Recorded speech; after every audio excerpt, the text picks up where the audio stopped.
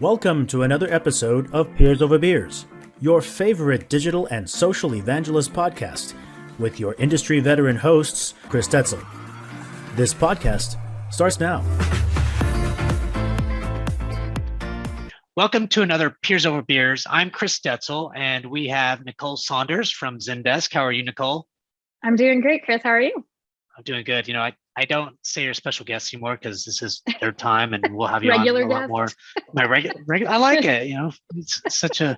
You've got good words to use. I'm the worst with using a bunch of good words. So, we had this pre-show, and I emailed you a little earlier this week about what should we talk about, and I'm intrigued. So why don't you kick it off, and then we'll go from there.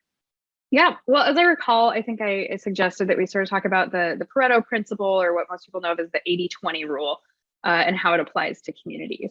And it's something that's been on my mind a lot lately as I've been focused on building a couple of programs in our community. And so, for anybody that's not familiar with it, it's sort of the idea that, and this is a model that applies over all sorts of industries, fields, applications, things over time, that typically about 20% of your inputs are going to create about 80% of your outputs. And I was kind of like looking around on this, and I found a cool YouTube video that Carrie Melissa Jones had put together, and she's a great community expert that I love to follow. And she really kind of unpacked it. Yeah. So I don't know if that's something we could put in the show notes or something like that, but we will. For anyone listening, I highly recommend checking out her video. It's about 5 minutes long. But she really talks about how this applies in communities. And I think what's interesting is in communities, sometimes it's even more dramatic than 80-20. You hear people sometimes talk about like the 99-1 rule, right? Where it's I think really it could be like 90-10, but yeah, maybe. Yeah, or 90-10-1, or well, that would be 101%, but go for the gold, I guess. But it's really like the key point is this idea, and as Carrie put it in this video, that somewhere between 4 and 20% of the people that use your community are probably going to create the vast majority of the engagement and things. And that other huge number of people that use your community and aren't those top creators, those are your, what we've historically called lurkers, or some people call learners. Those are the people that are learning from your community. They're maybe coming through and watching a video or reading a conversation. Mm-hmm. They may never log in. They may never post, they may never vote, they may never even tell you that they're there, other than your, page views on Google Analytics. But that's a huge audience for your community. And so yeah, I was thinking we could kind of talk about the value of those top 20 or 10 or 1% users, and really how to engage them and how to work with those in the community space. Yeah, and as I kind of think about it, I think it seems to be true. And I've heard some of the same things. I've heard it, 90-10. So 90% of the people that come in are just kind of looking at your content, and they're getting value out of it, right? Like they're reading some stuff. They might have searched it on Google and then came to your site, and then now they're long timers, but they don't do much or anything. As a matter of fact, my wife was telling me, so she goes to that money, or used to go to the money forums. I forgot what it's called, but Money Mustache or whatever, right? And she goes, "Oh yeah. I never log into that. I just go to the site and then read, and I learn from Money Mustache, of how I just read, and I go there all the time to do it. I don't know if she still does, but she goes, no way I'm going to log into that. I don't want people wanting my stuff. So there could be a lot of those kind of people, but I agree. How do you get build some programs around those 10%, 20%, whatever that number is? Because you mentioned something earlier is that we're trying to always get those 80%, 90% people engaged and involved and replying, and sometimes it's just not, maybe out of that 90%, maybe you get one person, 5, you know what I mean? Like, is it worth that effort? So instead, do you, not to say you don't give them a chance through kind of that onboarding piece, but maybe it's more of, we create these really cool programs around those 10%, 20% that you're talking about, that do want to engage, that do want to post, that want to be part of, reply, or, be part of a webinar or whatever, right? Blog, I don't know, whatever you're trying to get them to do. Is that what and you mentioned that you're looking at some programs, so I'm highly interested on kind of what you're trying to do. Thank you. Well, so to be clear, when we think about that 80 or 90% of people that don't log in much, and I'll tell you, my husband's the same way. Like, I love talking about community management with him because he uses communities all the time. That's right. Yeah. He does not have usernames on most of the communities he uses, but he will not buy something unless he has read in-depth reviews and forum conversations and things like that. So that's a really important audience, right? And it's not to discount them or poo-poo them. And you got to think about them in terms of things like SEO and navigability of content and how to make it easy for them to find things. But as far as where you should really focus your efforts as a community manager and on your community strategy, you're going to get a lot more sort of bang for the buck, if you will, by focusing on those top really active users and keeping them really engaged. Because again, they're the ones that are helping produce all the content that other 80 to 90% are reading. And so, yeah, there's a couple of different ways to do this. And I think one of the most important ones is what is typically thought of as like a community champion program. People have different names for this, but it's basically how you identify and recognize those people who are the most active, most passionate, the users that are helping answer other people's questions without, you going in and saying, hey, Joe, I'll throw you a hoodie if you answer this question. But rather, they're just doing it out of, intrinsic motivation and sort of coming from an altruistic place of believing in the value of the community and wanting to give back to it. And so at Zendesk, we call this group our community moderators. Like I said, different companies and organizations have different names. Sometimes it's branded. Things like that. But for us, that has been a real key. Those people are like the heart and soul of the community. And so I think about like some of the different components of these kinds of programs. And, the first one obviously is, how do you recognize them in the community? Do you give them a badge? Is there a Hall of Fame or a profile page? Do you have like a community newsletter where you can highlight these people and interview them and really sort of lift them up and call out the fact that they're being generous with their time and with their knowledge? These people are also typically going to be the ones that have a lot of knowledge. And so it's helpful for other users to know when they're interacting with these folks, hey, I'm interacting with somebody who's kind of an expert. This guy is kind of a big deal, and it means something that they're responding to me. When you're creating a little bit of peer-to-peer networking too, Exactly. Right. They know who the experts are, but then they know that they're from this company or whatever, right? Yeah, and that's the thing is, communities are all about connecting users to one another, especially in branded communities, which is, sort of the space that you and I are both in. There's a lot of brand to user connection in most communities. And that tends to be the easier motion for most of us because like companies know how to do marketing. They know how to engage an audience. They know how to do that broadcast piece. They've got success folks that know how to go in and engage customers. But how you connect customers to one another is the more challenging piece. And so these are the programs that often do that. And a lot of the customers are connecting with those top core users. This is highly interesting to me because I'm building, it's kind of our first, I call it rewards, recognition, gamification to get to, kind of this super user program over time, right?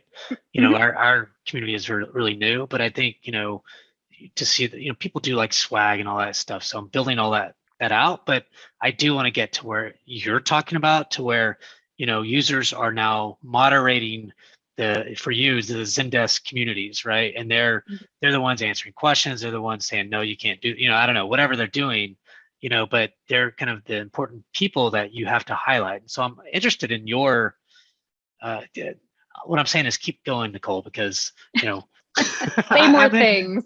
Say more things because it's music to my ears, because I'm building that out too. Yeah, no, well, so one, when we think about gamification, I think everybody knows that gamification is important, right? Like who doesn't love getting their little badges? I cannot believe the amount of power that my Apple Watch has over me when I'm like trying to hit my 7th workout in a row to get that cool badge, right? Yeah. But there are limitations to internet cookie points. It helps remind people to come back. It's a nice dopamine boost. Most people probably aren't sitting around in the morning being like, oh, I can't wait to go to the community and answer a question so I get my like blue star badge. And so I think one of the keys when you're designing this, maybe if they're thinking about getting their blue star badge tomorrow, I was like, if I do this tomorrow, then I get this blue star badge. Okay. Anyways, go. But I think one of the things that's important in design is making sure that those rewards are meaningful, right? And not just that they're fun and they're interesting and they bring you back, but that they help both the people that receive them as well as the other people that observe those badges understand. It gives them context, right? What does it mean to have done 500 posts or to be a top most voted person? That tells you something about that person's level of expertise, about their ability to help others, that kind of thing. And so I think that when you're designing those gamification systems, fun is absolutely a big part of it. Sure. But the other piece should be how it helps give context to who you're engaging with in the community. And then I actually did a presentation at one of these virtual conferences that we've done during the pandemic a little while back, all about how we kind of launched our moderator program. And I called it on a shoestring budget, because at the time we didn't have a huge budget for swag or things like that. And obviously we weren't flying people to conferences or any of those things. Although we'd planned to that year, that got derailed pretty quickly. But thinking about, what are the things that bring value for those people that can thank them and keep them engaged? Because this is one of the keys that I've seen over time, is that there are people that will come in and they'll join the community and go gangbusters for a month and answer a bunch of questions. Right. And then they fall off the face of the earth. Yeah. And so where these programs can be helpful is sort of grabbing those people that are really active and saying, hey, why don't you keep being active at a sustainable level? And we're going to throw you some perks and some benefits for doing that, and encourages them to continue that. But I think one of the key things there is saying sustainable level. Somebody comes in and does 100 posts, don't ask them to keep doing 100 posts a month. Ask them to do 10, Yeah, can you stop there? I'll get somebody else to do that. Because they are going to burn out. But, so it's sort of interesting, because I was talking with an executive about this, and they were asking me, should we be giving people monetary benefits? Is that what it takes to get people to, whether it's answering questions in the community or leading a meetup? And what I said was, you want to identify those people who are intrinsically motivated from the get-go, the people that are already engaging, that are already sharing their knowledge, because those are the ones that are going to stick around and continue to provide quality. Now, there is a place where you start sort of continuing to buoy that and keep them rolling with some additional perks and things like that. But when you're first starting out, you don't want to just be throwing money at people. Right. I agree. They won't stick around, and they won't be as authentic in their engagement with you. Maybe it's, and you tell me, and the way I kind of think it, certainly you have swag and stuff, that I think that's partly important, especially to kind of, get people somewhat excited about, but that just doesn't last long. I mean, how many hats or shirts or whatever can you make, to one person, you know what I mean? So totally. We ran into that. We did participation contests with our moderators several times. About twice a year, we were doing this contest and saying, hey, everybody that does, 20 responses to other users gets a t-shirt. And if we hit our stretch goal, then everybody's going to get a hoodie and things like that. And eventually people were like, guys, I have a week's worth of Zendesk clothing. That doesn't really motivate me anymore. And that was a good lesson for the team to learn, that there is a limit to how much swag keeps people excited about stuff. And then you got to have more meaningful benefits around it. Yeah, I agree. I'm running into that now. I mean, I've sent out some swag and people are excited, but now I'm creating some really cool swag. But long term, I've got to think of other ways to engage these folks and reward and recognize them. And I like some of the things that you said, and it was more around it just recognizing like if somebody is doing this thing a lot, recognize that person, that they're doing that. Maybe it's in a newsletter, maybe it's in something else, so that people know, and that's all that is recognition. People want to be recognized for what they're doing, and it could be and you tell me, but I think it's potential access to certain people within your organization, right? Could be a PM, or it could be the chief customer officer or the CEO. Maybe you have a little bit of access. We get 10 of those people in, and we have a conference, or a conference call with our CEO, and you just have that special access because you're these people that are special to our, I don't know, whatever that is. But it doesn't have to be stuff that you're spending money on all the time. So once a year you do, hey, you're in the club, and you're gonna once a year talk to our CEO, once a year, do these things. Maybe it's 5-7 things that you can do that's not necessarily rewarded by things. But in addition, have those things. I don't know. Totally. I mean, it is all about recognition and access. Those tend to be the two levers that we can pull. And so when I think of recognition, it's stuff in the community. Are there things that they can go put on their LinkedIn or their resume? Can you create those kinds of credentials? One thing that we did is we started doing, after somebody was in our moderator program for a year of consecutive activity, we'd go write a review for them on their LinkedIn and say, like, hey, this person's been a member of our community. Nice. They're super knowledgeable. They're really good writers, and that's us calling out something that other professionals can see on their profile. But I think your point about access is really great, because that is one of the key things. And so one of the things we do is we let our moderators, each month they get to vote on what product area they're interested in hearing about, and then we set up a call. And anybody that's been active that month gets to come in and get a little sneak peek into what product managers are looking at, and gets to ask them some questions and that kind of thing. And to your point, you can start to create even more levels of that. Maybe there's a once a year, everybody that hits a certain threshold gets to go have a lunch with the CEO or Zoom lunch or something. There's different ways that you can create that. We've also started looking at things. We've kind of leveraged all of the stuff we have internally as far as people can get access to. And now we're starting to look at things like, what are other needs that people in that program have? Are there other professional resources we could connect them to? Could we pay for a cool coaching session on something? Could we have somebody come in and talk about how everybody can up-level their LinkedIns, or are there other topics that are really relevant to them?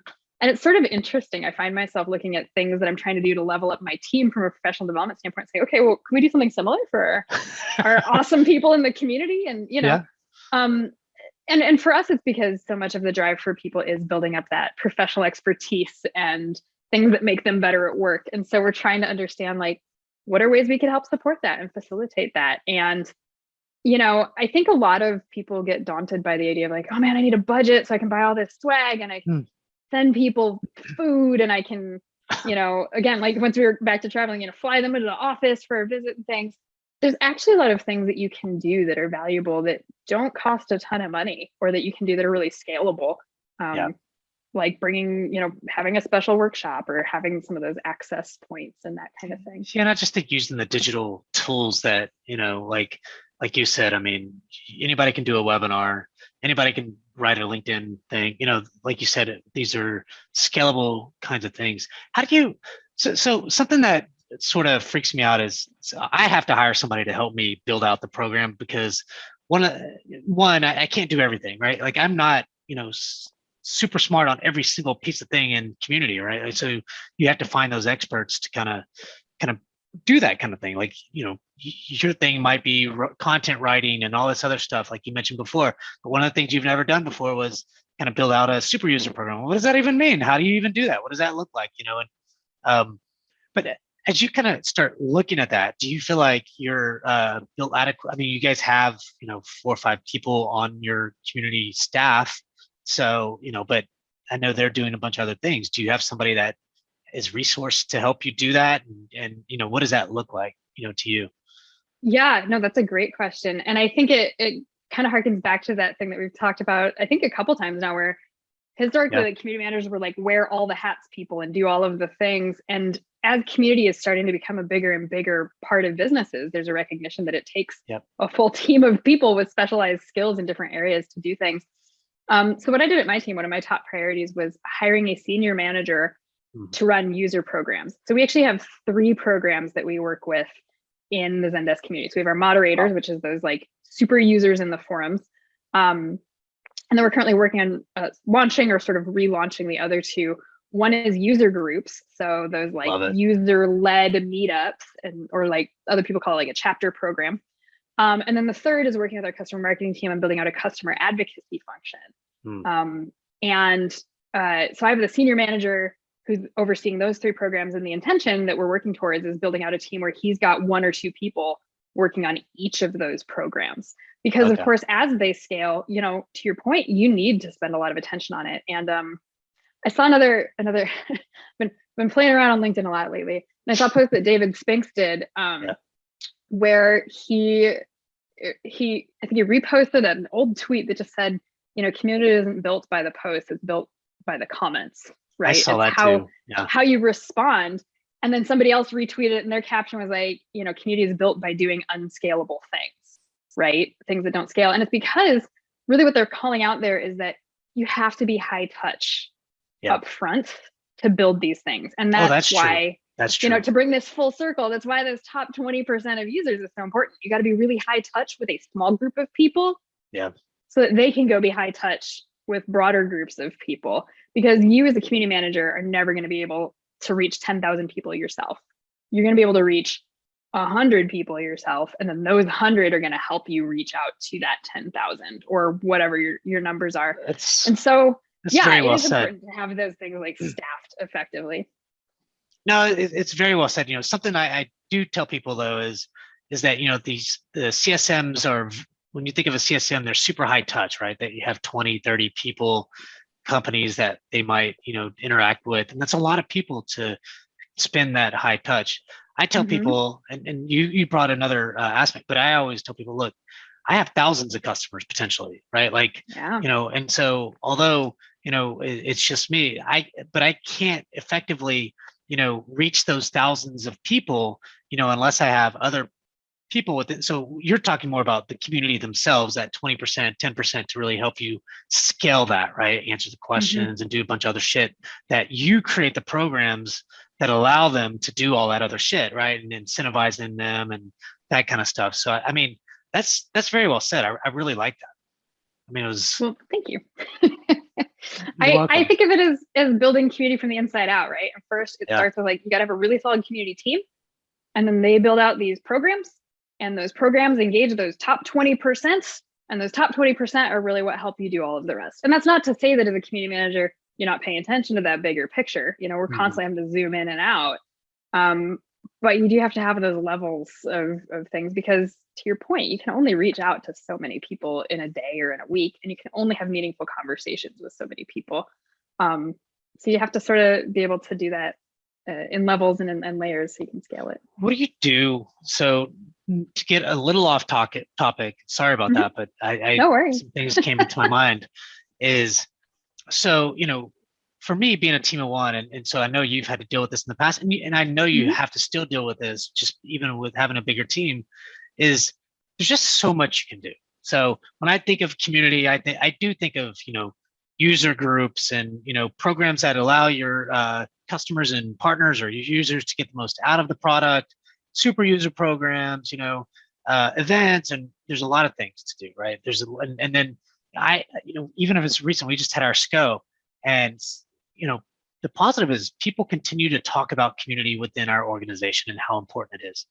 And it's great. I think I did a really good job there, but sometimes, somebody was like, Chris, I continue to tell you about user groups and our customers really want user groups and everything else. And I'm like, that's great, but it's not in my plan this year, and I don't have a resource or a budget. And well, we can easily get together, and just throw. I was like, yeah, we can easily get together and get somebody, people to show up at an event. I could probably get 30 people, no problem. But how do you scale it, and how do you make it continuous, and how do you show the value of those kinds of things? Today, that's not my budget. Let's look at it in Q3. But it was like, you feel bad because I know that's a huge program that's going to drive a lot of really cool stuff.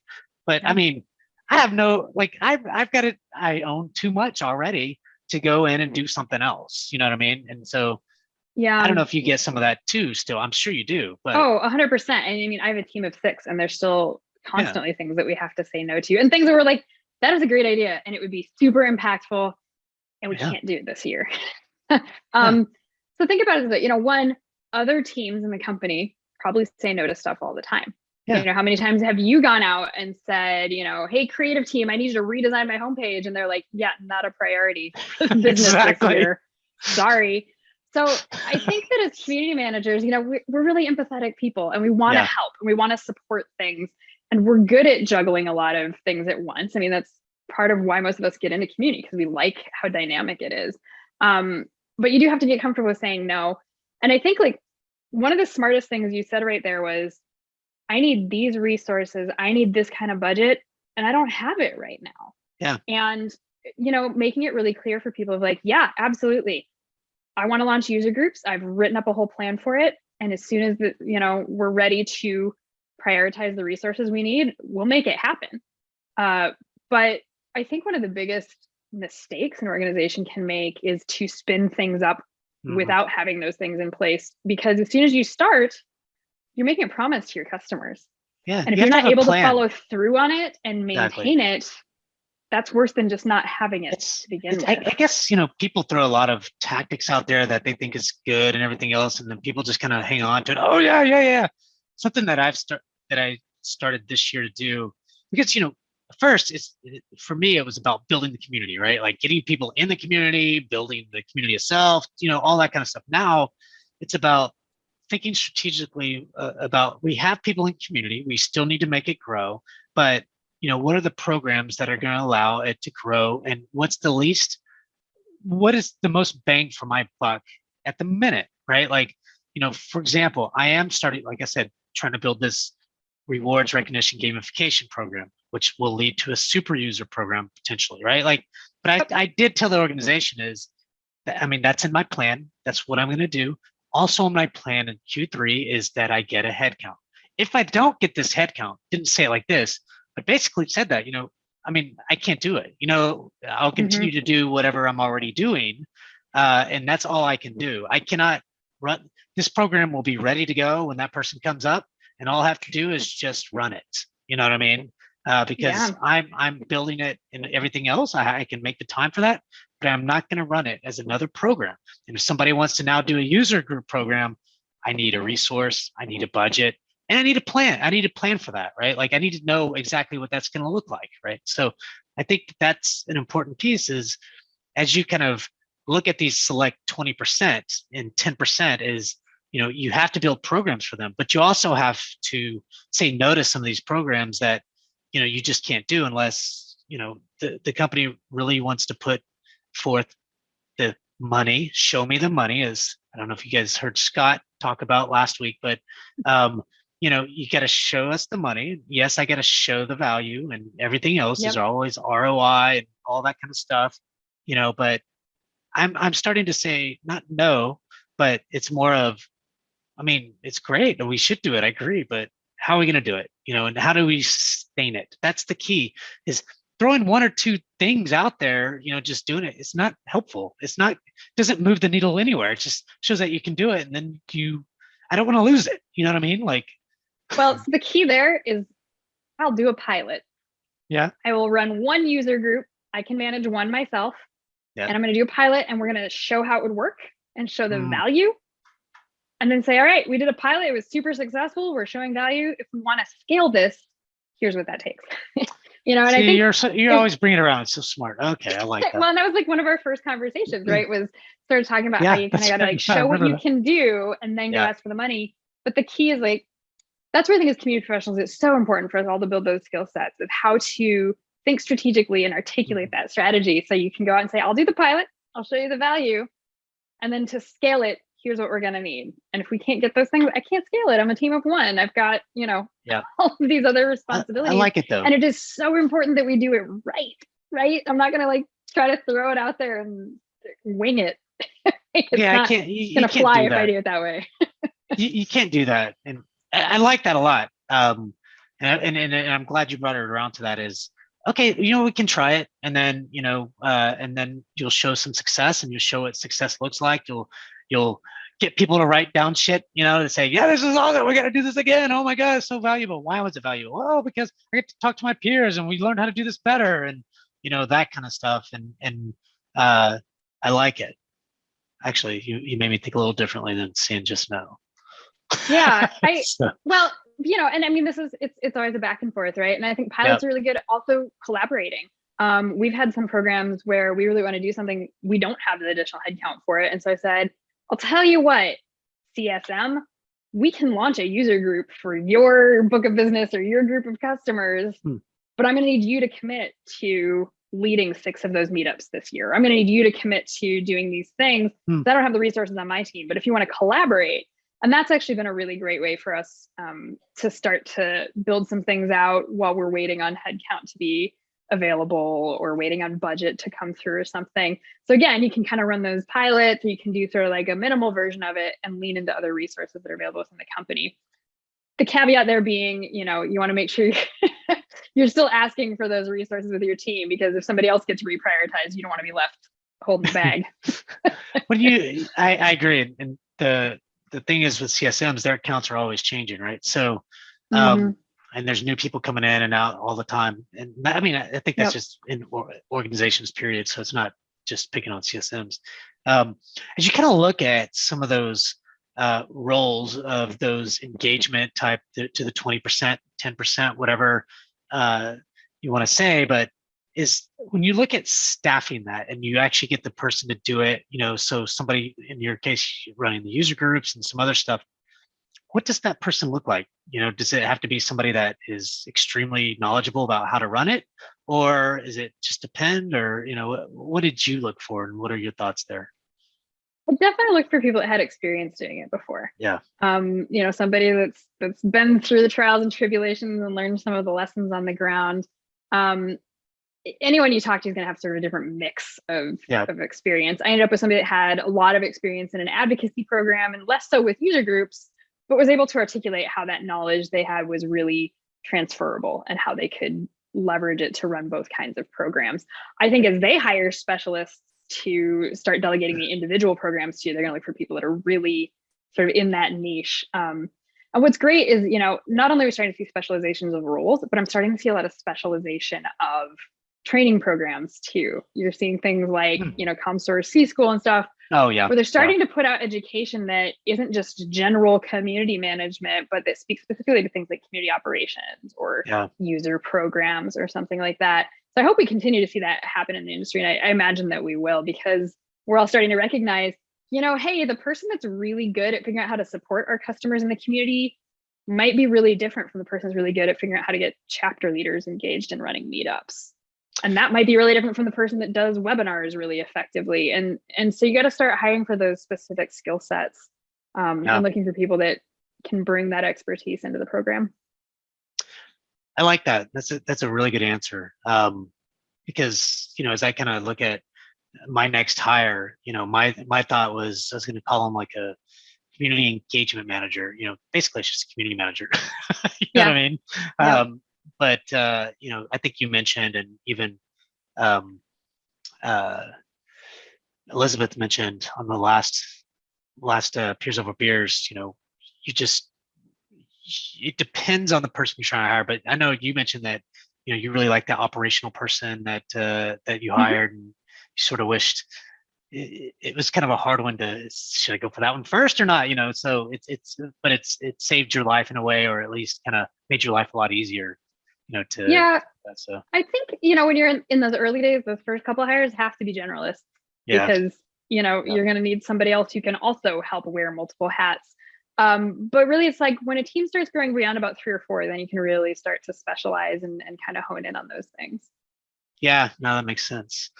Any other programs that you said 2 and mentioned one of them? So like our 3 primary engagement programs, we've got our community moderators, which is really specifically like users who are knowledgeable and active in our online forum and want to help other people there. Okay. Right. And so it's a very specific, they have knowledge and they're really active in a certain space. Then we've also got our user groups, and we're looking at chapter leaders. That's sort of that top 20%, right? And those are users who want to lead a meetup in their area. Yeah. Or because we're now in this wonderful hybrid world and can do some things virtually too. We've got a user group launching next week that's just for community managers that use Zendesk's community platform. And so cool. They're going to start having a user group that's going to meet on a regular basis. And so we're getting that'd be so easy. Yes. Yeah. Well, there's a reason that with our pilot, we're starting that one for a reason. We've got some in-house experts, it turns out. But, so we're starting to get something that are more role-based. We're looking at one for knowledge managers, we're looking at one for support managers. Now, those people might also be part of the Austin chapter or the Chicago chapter and go to the in-person meetups locally and then go to the virtual meetups for that sort of role or persona-based kind of thing. So that's our user groups. And then the third is that customer advocacy piece. And somebody internally asked me, well, why do we have all these different programs? And it's well, you end up with users who come in and they have varying levels of knowledge, but they're enthusiastic. They want to participate and they want to be leaders. And you got to sort of channel them different directions depending on how they want to express that. Yeah. You know, we've got our moderators who are super knowledgeable in the product, and that's like part of what is required to do that role. But a lot of those people like are not super extroverted. They don't want to be on camera. They don't want to lead an event. They just want to share their knowledge in the forum. Yeah. Yeah. Then you've got other people who are super enthusiastic and they really want to connect with other people, but maybe they're not like super technically savvy, or maybe they're kind of new or something. Those are great chapter leaders, right? If they're like, they love organizing stuff and they want to lead a group of people and connect, funnel them that way.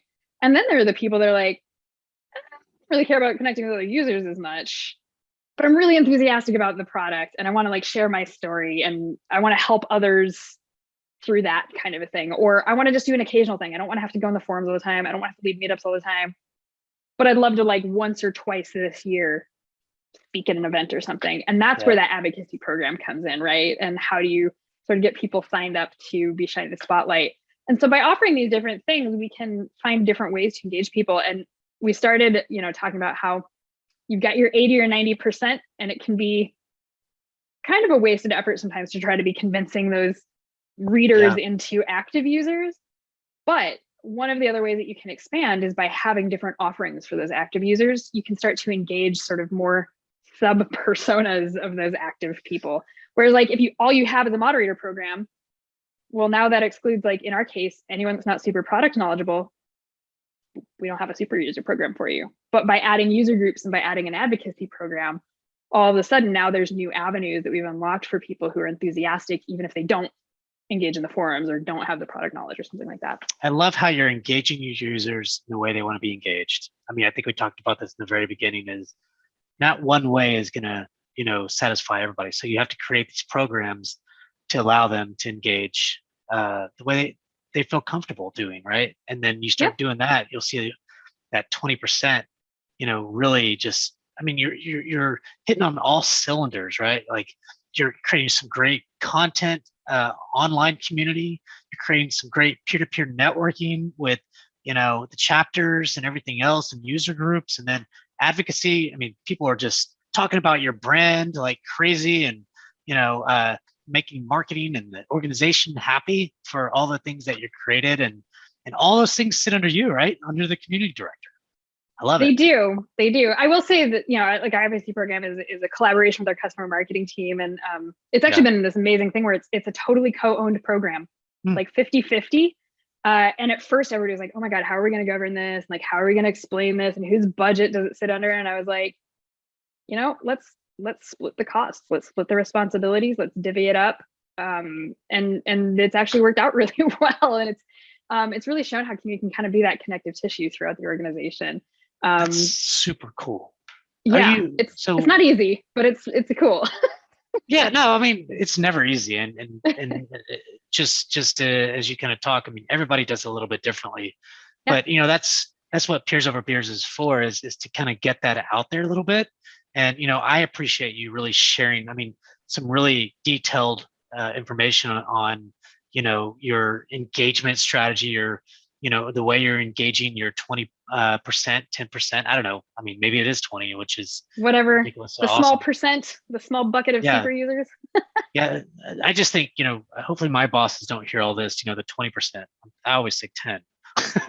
So, well, I mean, that's, like I said, I really liked how Carrie said it's like, it's somewhere between 4 and 20%, right? And it's going to vary over time depending on what you're doing. Yeah. It's a good point. The key point is just that, like, there's going to be a very small number of people that are going to really drive your program. And so the most effective place for you to focus is on that small group of really passionate people, and build that out. And that's going to have compounding effects. And it's going to just help your whole community grow.